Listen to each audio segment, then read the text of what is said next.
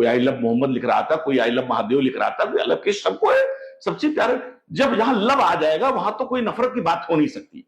ये पैसा हमारी, आपकी, किसानों के, गरीब के जेबों से लिया गया है। तो इतनी जब ये रहे तो ये तो लूट थी। तो अगर ये आप बचत महोत्सव बना रहे हैं तो इससे पहले लूट महोत्सव मना लिया जाए। इस नवरात्र के त्योहार में लोग लाइटें सजाए हुए हैं, तमाम जगह बिजली की जरूरत है, तो ऐसे पखवाड़े में नवरात्र के लाइट का न रहना, इसमें बड़ा लोगों में गुस्सा है और बहुत लोगों को दिक्कत हो रही है। तो इसलिए सरकार बिजली दे पाने में पूरी तरह से फेल रही है। इस नवरात्र के त्योहार में लोग लाइटें सजाए हुए हैं, तमाम जगह बिजली की जरूरत है, तो ऐसे पखवाड़े में नवरात्र के लाइट का न रहना, इसमें बड़ा लोगों में गुस्सा है और बहुत लोगों को दिक्कत हो रही है। तो इसलिए सरकार बिजली दे पाने में पूरी तरह से फेल रही है। इस नवरात्र के त्योहार में लोग लाइटें सजाए हुए हैं, तमाम जगह बिजली की जरूरत है, तो ऐसे पखवाड़े में नवरात्र के लाइट का न रहना, इसमें बड़ा लोगों में गुस्सा है और बहुत लोगों को दिक्कत हो रही है। तो इसलिए सरकार बिजली दे पाने में पूरी तरह से फेल रही है। नमस्कार, आप देख रहे हैं गोंडा पोस्ट और मैं हूं दीपक सिंह आपके साथ। गोंडा पोस्ट में आज हमने चर्चा के लिए बुलाया है एक ऐसे शख्स को जो समाजवादी पार्टी के राष्ट्रीय नेता हैं और गोंडा से बिलोंग करते हैं। आप विधानसभा में समाजवादी पार्टी के गोंडा से उम्मीदवार रह चुके हैं, गोंडा देवी पाटन मंडल में। मसूद भाई, बहुत बहुत स्वागत है आपका गोंडा। बहुत बहुत बधाई, बहुत बहुत धन्यवाद। मसूद भाई, चर्चा की शुरुआत करेंगे भारतीय जनता पार्टी यानी एनडीए के अचीवमेंट की, जिसको लेकर चारों तरफ इस समय पार्टी कैंपेन कर रही है और बाजारों में पार्टी के विधायक, पार्टी के जनप्रतिनिधि जा रहे हैं और जीएसटी उत्सव के रूप में मनाया जा रहा है। इसको जैसे विपक्ष इस पर कटाक्ष करता है, जीएसटी उत्सव के लिए उनके तमाम सारे राय हैं। विपक्ष के मजबूत नेता, बड़े नेता के तौर पर आपका क्या विचार है इस जीएसटी उत्सव पर? आप देश दुनिया देख रहे हैं, दुनिया के तमाम हिस्सों में, जैसे हमारे भारत में रोटी घर पे बनती है। मैं एक किस्सा इसमें बताना चाहता हूं।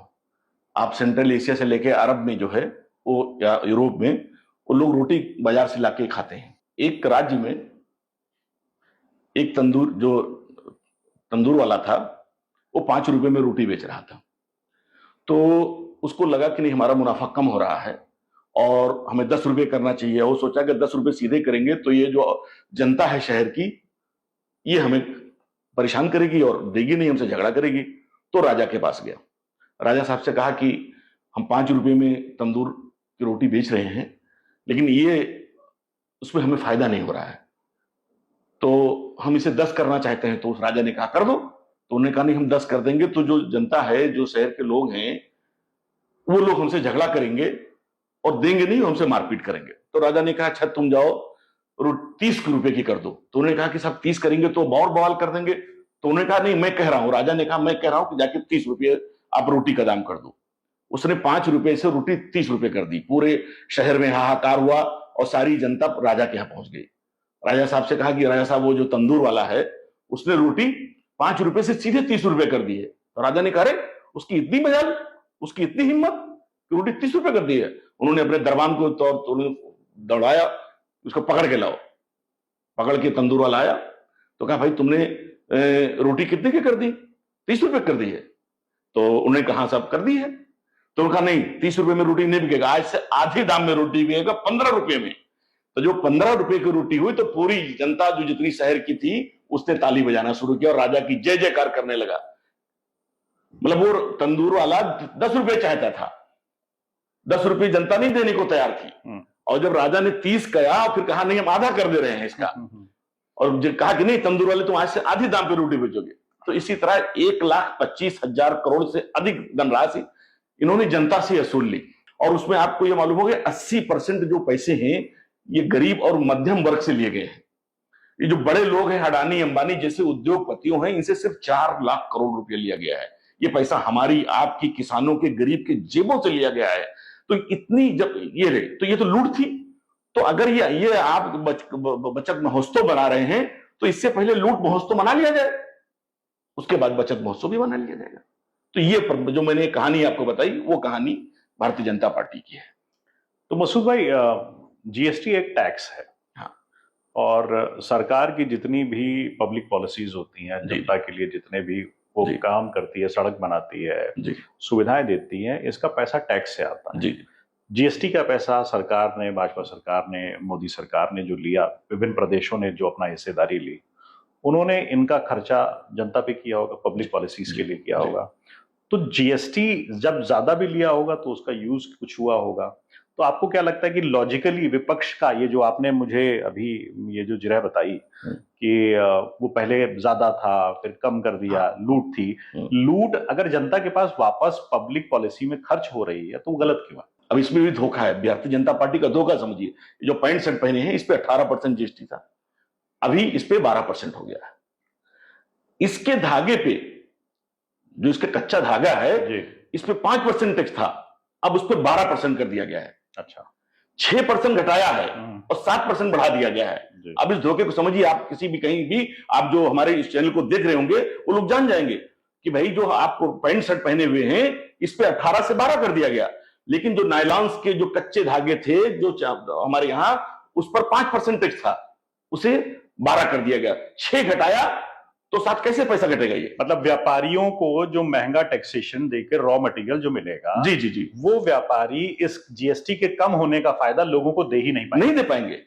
तो तमाम, मैं इंटरव्यू देख रहा था, मैं तमाम टेक्सटाइल के लोगों को देख रहा था, उनके कारपोरेट जगत को देख रहा था, वो लोग कह रहे थे कि भाई 12%, हम 18 था, 18 से आपने 12 कर दिया कि भाई आपके कपड़े और ये सारी चीजें जो हैं ये 12% ले जाएंगे, लेकिन उसका जो कच्चा माल है उस पर 5% था, आपने 7% बढ़ा दिया, तो कैसे सस्ता होगा ये शर्ट? आपका नहीं होगा। तो आपके हिसाब से ये जो जीएसटी कम किया गया है, हाँ, इनसे क्या जो आम यूज की जो चीजें होती हैं, सामान होती हैं, इनकी कीमतों में गिरावट आएगी या नहीं?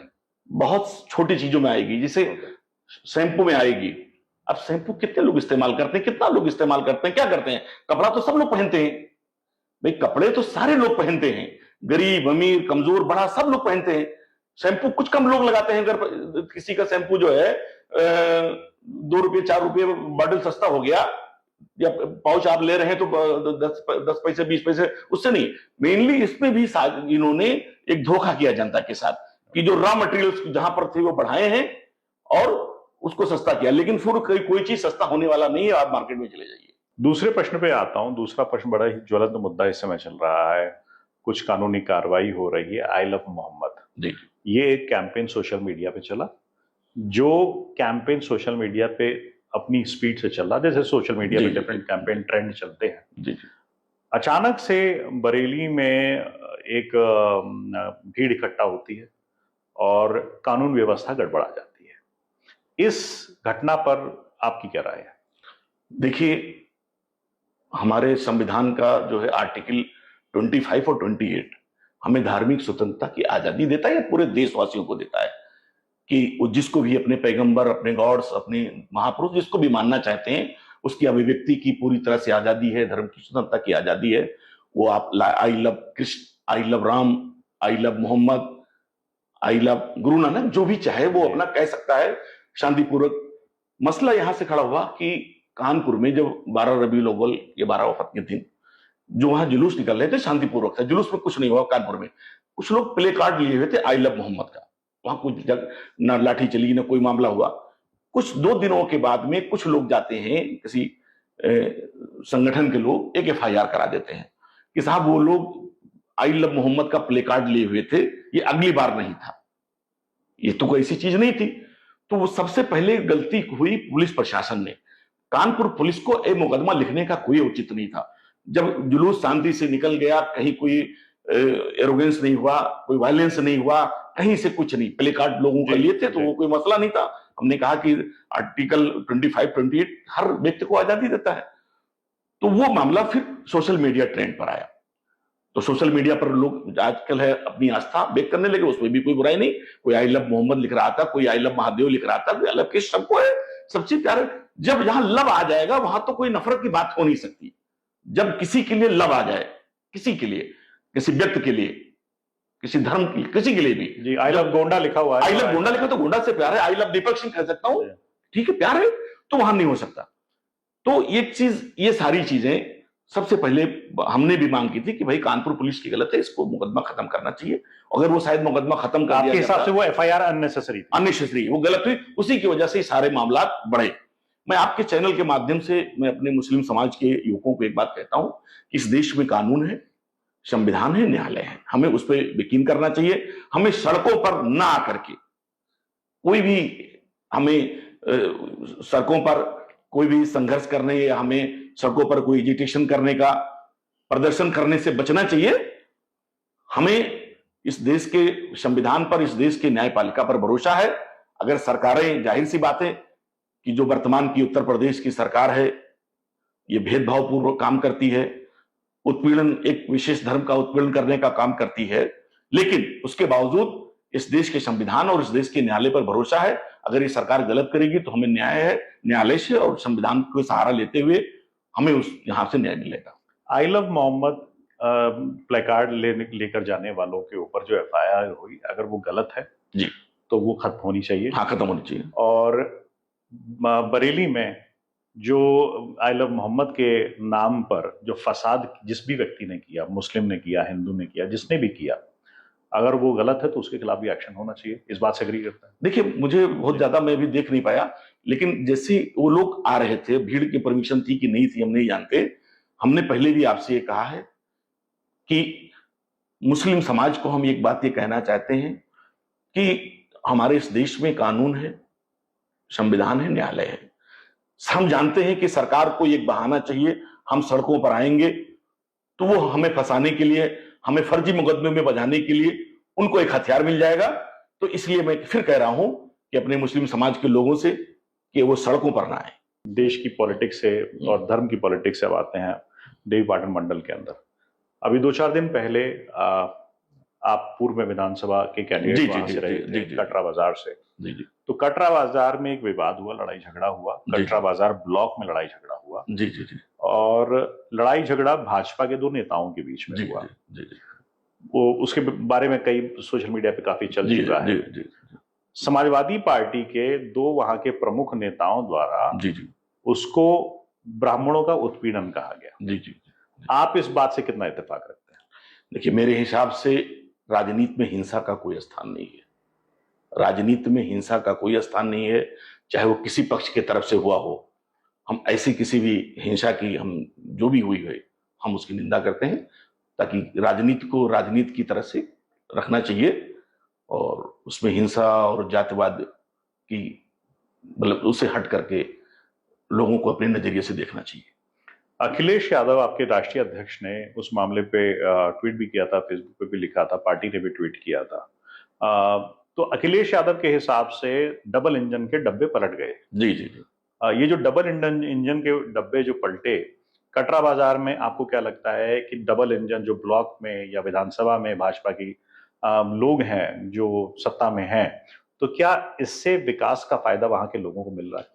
देखिए, हमारे इस कटरा वाले मैटर पे भी हमारे राष्ट्रीय अध्यक्ष जी का बयान आ चुका है, मीडिया में भी आ चुका है, प्रेस में भी आ चुका है कि अभी तक दिल्ली और लखनऊ के इंजन टकराते थे, अब जिलों में आपस में डिब्बे टकरा रहे हैं। तो जब अभी तक तो दिल्ली लखनऊ का इंजन टकरा रहा था, ये हमारे नेता ने कह दिया, और अब जिलों में खुद से डिब्बे टकरा रहे हैं। तो विकास तो कहीं मतलब ही नहीं, विकास तो कहीं दिखता भी नहीं है। अब हर लोग भारतीय जनता पार्टी में, अब उनको सबसे लैंड ऑर्डर की स्थिति बहुत खराब है। गरीब, कमजोर, खासतौर से दलित और पिछड़े वर्ग और अल्पसंख्यक वर्ग, इनको न्याय नहीं मिल रहा है, या पीडीए वर्ग को न्याय नहीं मिल रहा है। तो इसलिए अब आपस में ही जो लोग भारतीय जनता पार्टी में, जाहिर सी बात यह है कि खुद से एक जिले की बात नहीं गूंडा, तमाम हर जिलों में भारतीय जनता पार्टी में आपस में इसी तरह की गुटबाजियां हैं और आपस में इसी तरह के झगड़े हैं। प्रसून भाई, अभी आपने कहा कि पीडीए वर्ग को न्याय नहीं मिल रहा है। हाँ। पीडीए की डेफिनेशन समाजवादी पार्टी द्वारा समय समय पर बदल दी जाती है। जी। कभी ए से अल्पसंख्यक होता है, कभी ए से अगड़ा हो जाता है। पीडीए की डेफिनेशन है क्या? पीडीए का डेफिनेशन ये है, पी से पीड़ित है, उसमें पत्रकार भी शामिल हैं, उसमें पिछड़ा भी शामिल है, उसमें अगड़ा भी शामिल है, जो भी है उसमें छात्रों को, जो आज का नौजवान है, जो छात्र है जिसको नौकरी नहीं मिल रही है, जो बेरोजगार है, वो भी शामिल है। सर्व समाज शामिल है, ऐसा नहीं है उसमें कोई विशेष जाति नहीं है। कोई विशेष जाति नहीं है। हमने कहा पीड़ित में पत्रकार जो सरकार से सवाल पूछ लेते हैं उनको जेल हो जाती है, वो भी शामिल है। जो वर्ग, सारे वर्ग या सारा समाज, नौजवान, युवा, महिलाएं, किसानों को खाद नहीं मिली तो सबसे ज्यादा किसान वर्ग में खेती हमारे तो सवर्ण समाज के पास है। मैं जिस गोंडा में बैठा हूं तो यहां पर सबसे ज्यादा खेती किसके पास है? दलित बैकवर्ड के पास तो छोटे छोटे 2 बीघे 4 बीघे वाले हैं। तो यूरिया नहीं मिली, यूरिया नहीं मिली तो सबसे ज्यादा प्रताड़ित कौन हुआ? किसान हुआ। तो किसान भी हमारे पीडीए का हिस्सा है। सो ये बात स्पष्ट है ये कि पीडीए का मतलब कोई विशेष जाति नहीं है, कोई विशेष जाति नहीं है, ना पिछड़ा है, ना दलित है, ना अल्पसंख्यक है, ना अगड़ा है। ये वो प्रताड़ित लोग हैं, प्रताड़ित लोग सरकारी नीतियों से प्रताड़ित, सरकारी नीतियों से प्रताड़ित है, वही लोग ही पीडीए का हिस्सा है। अब अभी आपने बड़ा अच्छा टॉपिक छेड़ा खाद का। हाँ, खाद में पिछले दिनों काफी कमी देखी गई। गोंडा कृषि प्रधान जिला है, देवीपाटन मंडल पूरा कृषि प्रधान क्षेत्र है। बिल्कुल बिल्कुल, लोगों को काफी परेशानियां हुई। आपके नॉलेज में जो आपके आसपास के आपके जो क्षेत्र के लोग थे, अब वहां पे क्या स्थिति आपको दिखती है? खाद क्या उपलब्ध है वर्तमान में? हर चीज का समय होता है जी। समय पर आपको आज बुखार है तो दवा अभी चाहिए, 2 दिन के बाद 3 दिन के बाद तो बुखार खुद से चला जाएगा ना जी। आप काढ़ा पी लेंगे, आप गर्म पानी पी लेंगे, कुछ गांव की जड़ी बूटी खा लेंगे, तो जो जरूरत थी तब 800 रुपये बोरी तक ब्लैक हुआ है गोंडा में। अब जाहिर सी बात है कि धान अब निकल गए, अब यूरिया की जरूरत नहीं है। अब उनके अंदर धान आ गए, फसल आ गई, बाली आ गई, तो जब जरूरत थी तब नहीं मिला। तो फसल को तो टाइम पे जरूरत होती है ना, हमेशा नहीं कि जब चाहिएगा तब। भाई जब आप उसको बीज डालेंगे तो आपको डाई, पोटास, फसल को बढ़ने के लिए उसमें यूरिया की जरूरत है, तो समय समय पर सब चाहिए। विद्युत व्यवस्था हम देखते हैं कि गोंडा में काफी खराब है और विद्युत व्यवस्था को लेकर सवाल शासन पे खूब उठे हैं। जनता के द्वारा सोशल मीडिया के माध्यम से विभिन्न तरीकों से सवाल उठाए गए हैं। आपके द्वारा, विपक्ष के द्वारा ये सवाल, क्या किसी प्रकार का प्रदर्शन या किसी प्रकार का सरकार के खिलाफ आंदोलन इस क्षेत्र में किया जा रहा है या भविष्य में किया जाएगा?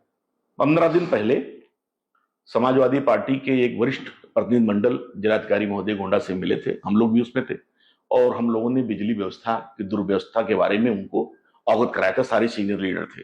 जिलाधिकारी महोदय ने कहा था कि नहीं, हम इस पे संज्ञान लेंगे। मैं आपको बताते हुए मुझे बड़ा दुख हो रहा है कि ये बहुत ही पावन नवरात्र का पखवाड़ा चल रहा है। मतलब इस नवरात्र के पखवाड़े में इतनी बिजली कटौती है कि इतना तो पहले नहीं हो रहा था।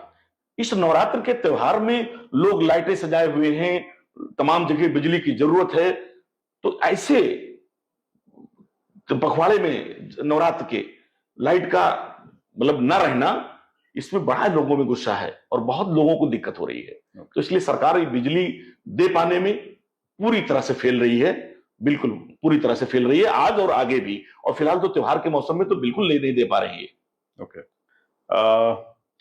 मसूद भाई, एक बड़ा सवाल, जहां कहीं भी मसूद आलम का नाम आता है गोंडा में, एक सवाल लोगों के मन में चलने लगता है कि मसूद भाई चुनाव कहां से लड़ेंगे? पिछले चुनाव में लोगों को बड़ी अपेक्षाएं थी, मसूद भाई सांसदी के कैंडिडेट होंगे जी, और आपको दुख भी हुआ था, हमने उसकी कवरेज भी की थी, जिसके बाद पार्टी ने आपको राष्ट्रीय स्तर पर जगह दी। और ये सोर्सेस से द्वारा ये भी पता चला कि राष्ट्रीय अध्यक्ष द्वारा आपको वादा किया गया है कि विधानसभा चुनाव में आपको चुनाव लड़ाया जाएगा। तो घूम फिर के वापस उसी सवाल पे आता हूँ, मसूद भाई चुनाव लड़ेंगे कहां से?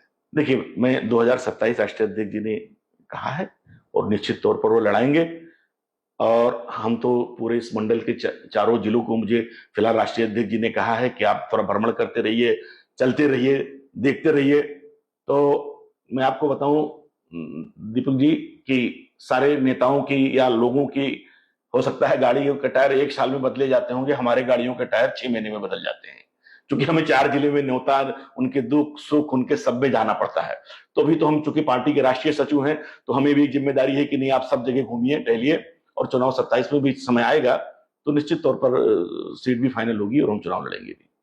मसूद भाई, आप ब्लॉक प्रमुख भी रह चुके हैं पूर्व में, और सत्ता के बहुत पुराने खिलाड़ी हैं, सत्ता के नहीं, राजनीति के बहुत पुराने खिलाड़ी हैं।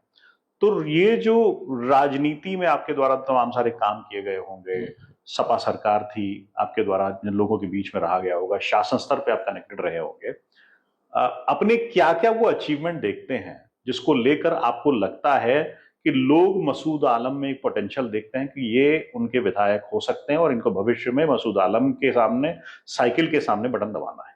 बहुत अच्छी बात आपने की। देखिए, ब्लॉक प्रमुख का पद एक सीमित संसाधन का पद होता है, लेकिन वहां से सरकार की तमाम योजनाएं जुड़ी होती हैं।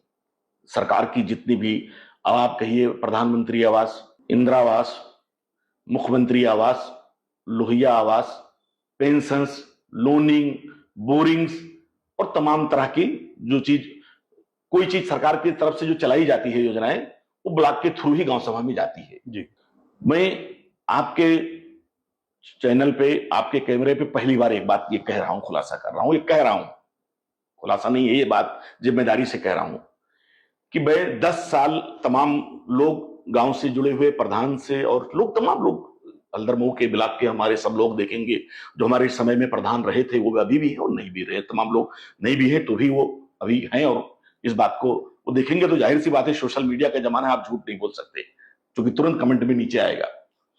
मैं जिम्मेदारी से कहता हूं कि मैं 10 साल ब्लॉक प्रमुख था। 10 साल में हमारे ब्लॉक से जितनी भी प्रधानमंत्री आवास, इंदिरा आवास, लोहिया आवास, मुख्यमंत्री आवास, पेंशन में वृद्धा पेंशन, विधवा पेंशन, विकलांग पेंशन, लोनिंग, बोरिंग, जितनी भी योजनाएं चली, हमने जरा जनपद से सबसे ज्यादा योजनाएं, सबसे ज्यादा हमने पेंशन बनवाए, शिविर लगवा करके। 16 ब्लॉक इस जनपद में सबसे ज्यादा पेंशन हमने बनवाए शिविर लगवा करके। जो लोग विकलांग थे उनके लिए कई शिविर लगा कर सर्टिफिकेट बनवाए। सबसे ज्यादा आवास, लोहिया आवास, प्रधानमंत्री आवास और इंदिरा आवास लोगों को दिलाए। मैं एक बात जो कह रहा हूं कि किसी भी कार्य में, किसी में कोई प्रधान या लाभार्थी कह दे कि मसूद खां के नाम पर, ब्लॉक प्रमुख के नाम पर अगर 10 रुपए की भी रिश्वत ली गई हो और हमने 10 रुपए की रिश्वत ब्लॉक पर बैठ करके लिया हो, तमाम हमारे पक्ष विपक्ष के लोग, में सब लोग देख रहे होंगे, तो मैं उसी दिन से सियासत छोड़ दूंगा, राजनीति छोड़ दूंगा, कुर्ता पहनना छोड़ दूंगा। बड़ी बात कह रहे हैं आप ही पूछ रहे थे कि अगर मैं आगे जनप्रतिनिधि बनता हूं तो क्या करूंगा जी। तो मैं आगे जनप्रतिनिधि बनूंगा तो जो जिम्मेदारी मिलेगी उसको ईमानदारी से निभाऊंगा, सबसे ईमानदारी से निभाऊंगा। हम चाहे विधायक बने, चाहे सांसद बने, जो जनता बनाएगी, जो अल्लाह ईश्वर बनाएगा वो बनूंगा, जो भी होगा। आप सबकी आशीर्वाद, इस पूरे जितनी जनता की, लाखों लोगों की हमारे पास जो है दुआएं हैं। मैं गारंटी से कहता हूं कि उस दिन से कोई भूखा नहीं सोएगा और हमारी ये कोशिश होगी कि किसी गरीब और कमजोर और मजलूम पर जुल्म अत्याचार ना हो, इसकी भी जिम्मेदारी हम ले। मैं एक दिन बहुत भावुक हो गया। पंजाब में मैंने राहत सामग्री भेजी थी, नगद पैसा भेजा, क्योंकि राहत सामग्री भेजने में समय लगता, तो हमने, आपको मालूम है कि हमने समय समय पर हम ये सारे काम करते रहे हैं। उत्तराखंड में जब आपदा आई तो हमने वहां पर भी 1 लाख रुपए का डोनेशन भेजा, हमने ड्राफ्ट भेजा वहां पर, अपने व्यक्तिगत पैसे 1 लाख रुपए का ड्राफ्ट भेजा। अखबार है, उसकी कटिंग है हमारे पास, उसका फोटो कॉपी चेक कर रखा हुआ है ड्राफ्ट का, वहां भेजा। नेपाल में त्रासदी आई, बाढ़, जलजला आया, भूकंप आया, हमने वहां भेजा। कश्मीर में बाढ़ आई, हमने वहां भेजा, है ना। तो इसलिए जब पंजाब में आया तो हमने कहा नहीं है तो यहां पर भी धनराशि भेजी जाए। और आपने उस हमारी जो हमने वहां खबर भेजी उसको अपनी गोंडा पोस्ट पर लगाया। उस पे एक लड़का आप ही के पोस्ट पर, क्योंकि हमारी कोई पोस्ट नहीं थी, कोई राकेश कुमार करके, हमने स्क्रीनशॉट लेके रखी है, उसने ये लिखा, मैं नहीं जानता हूं कि राकेश कुमार कौन है, मुझसे मिला है कि नहीं मिला है, वो गोंडा पोस्ट के ही कमेंट में उसके लिख रहा है कि मसूद भैया जिस दिन विधायक बन जाएंगे, कैबिनेट मंत्री बन जाएंगे, उस दिन हम अयोध्या जी में जाकर के मंदिर में हम फल और 5 किलो लड्डू हनुमान गढ़ी पे चढ़ाएंगे। और मतलब बहुत ऐसी इमोशनल बातें, जबकि मैंने जानता अब ये कितना प्यार है लोगों का। आप ही के कमेंट में, आपकी पोस्ट पर लिखा, मैंने स्क्रीनशॉट लिया कि ये लिखा कि मैं नहीं जानता हूं राकेश कुमार हो, कि मैं मसूद भैया जिस दिन जीत जाएंगे, विधायक बन जाएंगे, कैबिनेट मंत्री बने, उसकी अच्छा है, और हम 5 किलो लड्डू हनुमान गढ़ी पे चढ़ाएंगे। तो ऐसे ऐसे लोगों की दुआएं हमारे साथ हैं, कितनी हो, ये आप ही के उस पे बता रहा हूं। तो इसलिए जाहिर सी बात यह है कि एक सांसद विधायक, तो जाहिर सी बात है कि तमाम लोग इत्तेफाक से कोई माहौल बनता है, पार्टी का जीत जाते हैं, लेकिन मुझे किसी भी सांसद विधायक से ज्यादा इस देवी पाटन मंडल की जनता ने मुझे बहुत प्यार दिया है, बहुत स्नेह दिया है, और हमने भी उनके दुखों में हमेशा कोशिश की है, भाईचारा में, सद्भाव में, और उनके दुखों में खड़ा होने का काम किया है, और आगे भी कोई पद रहे या मिले या ना मिले, हम आगे भी खड़े होते रहेंगे। तो उन लोगों को बताइए तो सही, मसूद भाई कहां से चुनाव लड़ेंगे? मैं एक चीज ये कह रहा हूं कि इस मंडल में एक मैं ऐसा व्यक्ति हूं जी, एक ऐसा व्यक्ति हूं, किसी एक जो विधायक एक किसी कॉन्स्टिट्यूंसी से लड़ता हो, दूसरी कॉन्स्टिट्यूंसी से अगर पार्टी के नेता टिकट देने कह दे तो हाथ जोड़ लेगा, कहेगा कि नहीं भैया हमारी तैयारी सब फला विधानसभा में है, हमें वहां न भेजिए। मैं एक ऐसा व्यक्ति हूं, एक ऐसा कार्यकर्ता हूं, जो भी कह लीजिए पार्टी का नेता हूं, कि इस मंडल में 20 सीटें, 3 सीटें रिजर्व हैं, किसी भी सीट पर 3 महीने के अंदर, ये हमारा नेता भी मुझे जानता है, हमारा लीडर माननीय अखिलेश यादव भी जानते हैं कि मसूद को हम जहां भेजेंगे ये 3 महीने में चुनाव को खड़ा कर देंगे, क्योंकि कनेक्टिविटी इनकी 20 विधानसभा में 30 दिन रहती है और सबके लिए काम करते हैं। मैं इस सवाल को अब दूसरे तरीके से पूछूंगा। हाँ, इन 7 विधानसभा सीटों में से मसूद भाई की फर्स्ट प्रेफरेंस सीट कौन सी है? मैंने कहा कि जब मैं 20 सीटों की बात कर रहा हूं तो 7 में न उलझाइए। तो 20 में सबसे प्रथम प्राथमिकता में कौन सी रहेगी? वो हम मान लीजिए अखिलेश यादव ने आपसे कहा मसूद भाई ये 20 सीट है, अपने लिए चुन लीजिए, हाँ, कौन सी चुनेंगे? ये मेरी बात हो चुकी है राष्ट्रीय अध्यक्ष जी से। हाँ, वो क्या बात हुई है वही तो मैं आपसे जानना नहीं, ये मेरी बात हो चुकी है और उन्होंने कमिटमेंट दिया हुआ है। तो मुझे लगता है कि अब हमारे लीडर खुद से ही कहें, खुद तब भी आपकी प्राथमिकता, जैसे मैंने कहा मेरी प्राथमिकता है, और हमारी राष्ट्रीय अध्यक्ष जी से बात भी हो चुकी है, हमारे लीडर से बात हो चुकी है, तो ज्यादा उचित होगा कि इस बात की हमारा लीडर ही, हमारा नेता ही। जनता जानना चाहती है, जो वो आपको जनता हमारी है, सारे विधानसभा के लोग कहते हैं कि भैया आप हमारे यहाँ से लड़िए। तो उनको मैं गोंडा में रहता हूँ, गोंडा के लोग कहते हैं, कटरा के लोग कहते हैं, मेहनौन के लोग कहते हैं, गौरा के लोग कहते हैं, जिसे नहीं कहा, हर जिधर में जाता हूँ कहता भैया हमारे यहाँ से लड़िए, है ना। तो इसलिए हम ये चाहते हैं कि ये हम अपने लीडर पर, चूंकि हमारी बात हो चुकी। मैं अपना एक अंदाजा मारता हूं, बताइएगा सही है गलत। मसूद भाई क्या गोंडा सदर से लड़ेंगे?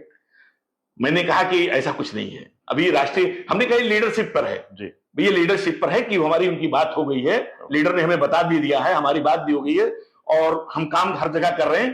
तो जाहिर सी बात है कि इसकी घोषणा हमारे लीडर ही खुद करें तो मुझे ज्यादा ठीक। गोंडा की कानून व्यवस्था पर आपकी क्या राय है? हम देखते हैं कि लोगों के अंदर एक, प्रशासन उसको र्यूमर कहता है जी, कहीं ना कहीं चोरी की घटनाएं देखी जाती हैं, कई केसेस में फर्जी चोर पकड़े जाते हैं, वो चोर होते नहीं हैं, किसी के रिश्तेदार हैं, कोई मंदबुद्धि व्यक्ति है, लोग उसके साथ मारपीट करते हैं। आलम यह है कि लोग रात में जागने के लिए मजबूर हैं, सड़कों चौराहों पर युवा वृद्ध बैठे रहते हैं, अपने खेतों में बैठे रहते हैं, महिलाएं अंदर से कुंडी लगाती हैं, ताला लगाती हैं कि कहीं चोर उनके घर में घुस ना जाए। इस अफवाह का, ये जो चल रहा है इस समय, आपके हिसाब से कानून व्यवस्था कैसी है गोंडा? देखिए, सबसे बड़ी दुर्भाग्य बात यह है कि किसान दिन में तो अपना खेत की रखवाली करता है छुट्टा जानवरों से, उसके बाद में एक नया काम उसे और मिल गया है, पूरे गांव के लोग इकट्ठा होकर के चोरों से मुकाबला करें। अब जाहिर सी बात एक चीज ये है कि प्रशासन इस बात को अफवाह बताता है, और तमाम बार कई न कुछ लोग पकड़े जाते हैं, कुछ उसमें चोरियां भी होती हैं, ऐसा भी नहीं है, कुछ फेक भी होते हैं। लेकिन जाहिर सी बात यह है कि पता नहीं क्यों ये लगातार, जैसे ये अफवाह है या कोई चीज है तो 1, 2, 4, 10 दिन में खत्म होनी चाहिए, लगातार हम लोगों के पास रात में फोन आते हैं कि भैया यहां देखा गया, वहां देखा गया, सारी चीजें। अभी इंजीनियरिंग कॉलेज की बच्चियों ने शिकायत की कि वो ड्रोन उनके यहाँ, ड्रोन, अब ये सबसे बड़ा ये है कि ड्रोन जो उड़ रहे हैं या उड़ रहे हैं, रात में देखे जा रहे हैं, ये कहां से ऑपरेट हो रहे हैं, इसे कौन ऑपरेट कर रहा है? तो इसे जाहिर सी बात है, इसे लोकेट करना चाहिए। वो एक क्षेत्र में नहीं है जी, वो सब जगह कहीं ना कहीं, सब जगह कहीं ना कहीं है, और जाहिर सी बात है इसमें पुलिस को ज्यादा चुस्त दुरुस्त रहते हुए पेट्रोलिंग ज्यादा बढ़ानी चाहिए, और लोगों के अंदर जो खौफ है उसको दूर करने की जरूरत है, और पुलिस विभाग को और थोड़ी सी चुस्ती से और थोड़ी सी फुर्ती से काम करने की जरूरत है। एक अभी गोंडा पोस्ट ने खबर चलाई थी मसूद भाई कि एनकाउंटर, पुलिस ने एक क्रिमिनल का एनकाउंटर किया। गोंडा पोस्ट से उसके परिवार ने संपर्क किया, उनके परिवार का कहना था कि हमारे बेटे को, हमारे भाई को मेरी आंखों के सामने से पुलिस लेकर गई है। पुलिस के एनकाउंटर पर उन्होंने सवालिया निशान खड़ा किया। उनका आरोप था कि ये एनकाउंटर पूरी तरह से फर्जी है। आपको क्या लगता है कि ये चुप, सिर्फ गोंडा की बात नहीं, पूरे उत्तर प्रदेश में जो एनकाउंटर हो रहे हैं, इस पर आपकी क्या राय है? पूरे उत्तर प्रदेश में जितने लोग इनकाउंटर हो रहे हैं उसमें 99% लोगों के सिर्फ पैर की इसी हिस्से में गोली लगती है। मुठभेड़ होता है तो गोली और जगह लग सकती है, हाथ में भी लग सकती है, पैर में भी लग सकती है और कहीं भी लग सकती है, और दूसरे तरफ से भी लगी चलेगी तो पुलिस को भी लग सकती है अगर मुठभेड़ हो रही है। तो 95% या 99% हम कह लें तो ये मुठभेड़ फर्जी होती है, ये फेक होती है। या मैंने देखा है एक अपराध इससे नहीं, अपराध को सही चीज से, अपराधियों के अंदर खौफ और डर हो कानून का, अपराधियों के अंदर कानून का खौफ हो, डर हो, तब अपराध खत्म होंगे। उसमें एक थी, 10 लोग थे, किसी को एक पकड़ के कर दिया, 9 लोग बाहर हैं आपके। एक गिरोह है 5 लोगों का, एक लोगों को पकड़ के आपने पैर में मार दिया, बाकी के लोग हैं, तो क्यों नहीं रोक रहा है? इतने इनकाउंटर हो रहे हैं, मतलब जितनी इधर 2-3 सालों 4 सालों में इनकाउंटर हुए होंगे, और खासतौर से जो हाफ इनकाउंटर जिसे कहा जाता है, वो हाफ इनकाउंटर हमें लगता है आजादी के बाद से अभी तक कितने प्रदेश में नहीं हुए होंगे, जो हाफ इनकाउंटर की मैं बात कर रहा हूं। लेकिन अपराध नहीं रुक रहा है, अपराध इससे नहीं रुकेगा, अपराध सरकार के इकबाल से रुकेगा, पुलिस के इकबाल से रुकेगा, उसको डर रहना चाहिए। होता है क्या है कि इस सरकार में इसमें भी बड़ा भेदभाव है, इनकाउंटर में भी। जो लोग सत्ता दल से या और किसी दल से जुड़े हैं, या जिन लोगों की ऊपर पकड़ है, तो ऐसे लोग सोचते हैं कि उन लोगों को यह रहता है कि नहीं साहब हम अपराध कर लेंगे तो शायद हमें, उनको लगता है सरकार करे या ना करे। तो एक चीज, ये खौफ खत्म होना चाहिए। किसी के अंदर ये, जो लोगों के अंदर ये लग रहा है किसी को कि नहीं हम सत्ता के साथ हैं या मैं किसी विशेष समाज से हैं तो हम पर कोई कार्रवाई नहीं होगी, तो सरकार को यह दिखाना चाहिए कि नहीं न्यायपूर्वक होगा। अपराधी है तो किसी दल का होगा, किसी जात का होगा, किसी धर्म का होगा, अपराधी है। जब अपराध को अपराधी के तरीके से देखा जाएगा तब अपराध खत्म होंगे। ओवरऑल अगर गोंडा की कानून व्यवस्था में आपसे कहूं कि 10 में से आप कितने नंबर देंगे? 10 में 5। आपकी मतलब कानून व्यवस्था से संतुष्ट है? 10 में 5 कहा तो कहां संतुष्ट है? और आपके हिसाब से 5 नंबर वाला काम हो रहा है? हाँ, मैं 10 में 5 कह रहे हैं। अब एक और प्रश्न है, अभी शिवपाल यादव जी का एक स्टेटमेंट आया था, हाँ। जिसमें उन्होंने उत्तर प्रदेश के एक राजनेता राजा भैया की तारीफ की जी जी, और उनको सबसे प्रभावशाली, सबसे बढ़िया ठाकुर राजनेता बताया था जी, उत्तर प्रदेश का। आपकी क्या राय है इस मुद्दे पर? देखिए, जो मैं आजकल देख रहा हूं भाई, उत्तर प्रदेश और उत्तर प्रदेश के बाहर भी जो ठाकुर नेताओं में, तो मेरे हिसाब से सबसे ज्यादा सक्रिय ब्रिजभूषण सिंह जी हैं। खासतौर से ये उत्तर प्रदेश के तमाम हिस्सों में वो जाते हैं और तमाम उनके संगठन, जो क्षत्रिय संगठन है, उन्हें बुला के सम्मान करते हैं। तो मेरी नजर में जो, अगर हम कह सकें तो देश या इस प्रदेश में सबसे बड़े ठाकुर नेता के रूप में, तो मुझे जो, देखिए हमारे दल में ना ये है ना वो है, दोनों लोग कोई दल में हमारे नहीं है, लेकिन अब चूंकि आप एक समाज के पूछ रहे हैं कि उस समाज का बड़ा नेता कौन है, क्षत्रिय समाज के तो पूछ रहे हैं कि क्षत्रिय समाज का बड़ा नेता कौन है, तो मैं बिल्कुल कह सकता हूं कि क्षत्रिय समाज के इस प्रदेश, और मैं कह लूं कि प्रदेश के बाहर भी, तो ब्रिजभूषण सिंह जी। मतलब कहीं ना कहीं आपकी राय शिवपाल जी से नहीं लेकिन अखिलेश जी से इत्तेफाक रखती है, जैसे वो भी विभिन्न मौकों पर ब्रिजभूषण सिंह जी की तारीफ करते आए। देखिए, ब्रिजभूषण सिंह, हम बहुत ज्यादा जितना कुछ हमारे कभी उनके साथ राजनीतिक दल में नहीं रहा, लेकिन वो थोड़ा सा खुल करके बोलते हैं, किसी भी चीज पर अपनी बात स्पष्ट रूप से कह देते हैं, है ना। अगर कोई अच्छाई किसी में है तो भी कह देते हैं। बिल्कुल। तो जाहिर सी बात है, हमारे लीडर के बारे में भी अगर कुछ राष्ट्रीय स्तर पर मौजूद है, मशहूर है, हाँ, उनकी प्रतिष्ठा सिर्फ गोंडा में या दिल्ली पाटन मंडल में नहीं, अगर आप चाहेंगे अब देश के विभिन्न कोनों में जाते हैं, ब्रिजभूषण शरण सिंह का नाम जानने वाले, उनके बारे में जानने वाले बहुत लोग। मैंने क्या कहा, मैंने कहा कि राजा भैया को उत्तर प्रदेश के लोग भी जानते होंगे, लेकिन ब्रिजभूषण सिंह जी को पूरा देश तो जानता ही है। वो चाहे तेलुगु बोलता हो, चाहे मलयालम बोलता हो, चाहे मराठी बोलता हो, चाहे बंगाली बोलता हो, क्योंकि मीडिया में ज्यादातर वो रहे हैं और ज्यादातर वो जानते हैं, चलते हैं। तो इसमें कोई दो राय नहीं कि मुझे लगता है कि देश में इस वक्त, और आपकी पार्टी के पूर्व नेता भी हैं। नहीं, वो तो मैंने क्या कहा कि वो जब थे तो मैं दल में नहीं था। अच्छा, हाँ, मेरे कभी राजनीति में साथ रहने का इत्तेफाक नहीं हुआ, लेकिन मैं इस चीज के लिए वो जाने जाते हैं कि कोई भी बात खुल करके और निडरता से। एक खबर ये चलती है मसूद भाई, गोड्डा देवी पाटन मंडल में, हाँ। कि ब्रिजभूषण शरण सिंह चूंकि अखिलेश यादव की मुलायम सिंह की तारीफ करते हैं, लोग कयास लगाते हैं कि आने वाले विधानसभा चुनाव में हो सकता है कि समाजवादी पार्टी ब्रिजभूषण शरण सिंह को शामिल कर ले। देखिए, राजनीति में कोई चीज असंभव है क्या? जी भाई, मेरी न इस मामले में राष्ट्रीय अध्यक्ष माननीय अखिलेश यादव जी से कोई बात हुई है, न सांसद ब्रिजभूषण सिंह जी से कोई हमारी बात हुई है। लेकिन राजनीति संभावनाओं का खेल है, इसमें कोई चीज असंभावना नहीं हो सकती है ना। हमारी न इसमें किसी से कोई बात नहीं है। लेकिन मैं इस पे आपने कहा तो मैंने ये बात कही आपसे कि वो थोड़ा सा अपनी बात को खुल करके बोल देते हैं, कभी कभार वो पार्टी लाइन से भी थोड़ा बहुत हटके बोल दिया करते हैं, और मतलब उनके विचार इंडिपेंडेंट हैं, अपने विचार इंडिपेंडेंट के लिए जाने जाते हैं। हाँ, अपने विचार उनके इंडिपेंडेंट है। और एक आपने जो विशेष तौर पर पूछा कि उस समाज में, तो मुझे लगता है अपने समाज के बड़े लीडर हैं। इसी सवाल को थोड़ा सा और बढ़ाऊंगा। एक और क्षत्रिय समाज के गोंडा के लीडर हैं कीर्तिवर्धन सिंह, केंद्रीय मंत्री हैं, उनके बारे में क्या राय रखते हैं? बहुत शानदार नेता है, बहुत सौम्य, बहुत सभ्य, बहुत सरल।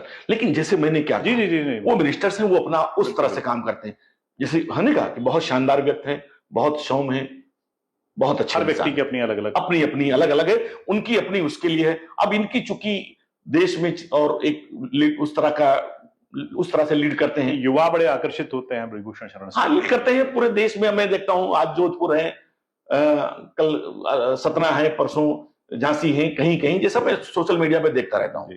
तो एक्टिविटीज से ही देख के आदमी को पता लगता है ना कि एक आदमी पूरे देश में, प्रदेश भर में कहाँ कहाँ जाता है, काम देखते हैं लोगों के उसमें। तो इसलिए दोनों जो लोगों की अलग अलग है। ये भी बहुत रॉयल आदमी है हमारे कीर्तिवर्धन सिंह जी भी। और जो आपने कहा कि अगर उसमें बात करी जाए तो उनके देश लेवल पर एक अपनी। अब एक अंतिम सवाल आपसे पूछूंगा, फिर आता हूं मैं कटरा बाजार पे। आपकी पार्टी के दो नेता, ये जो कटरा बाजार में बवाल हुआ उसके बाद भारतीय जनता पार्टी के जो ब्लॉक प्रमुख हैं कटरा बाजार के, उनके बच्चों का स्वास्थ्य का हाल लेने, उनसे मिलने गए। आप भी किसी से मिलने गए इस मामले में? नहीं, मैं मिलने नहीं गया जी। मैंने टेलीफोन पर हालचाल लिया है। ओके। मैंने भवानी बिंग जी को फोन किया था, उनके बच्चों, चूंकि बच्चे उनके एडमिट थे, तो मैंने टेलीफोन पर उनके बच्चों का स्वास्थ्य का हालचाल मैंने जाना है। क्या बावन सिंह जी से कुछ बातचीत होती है? नहीं, उनसे हमारी नहीं बात होती।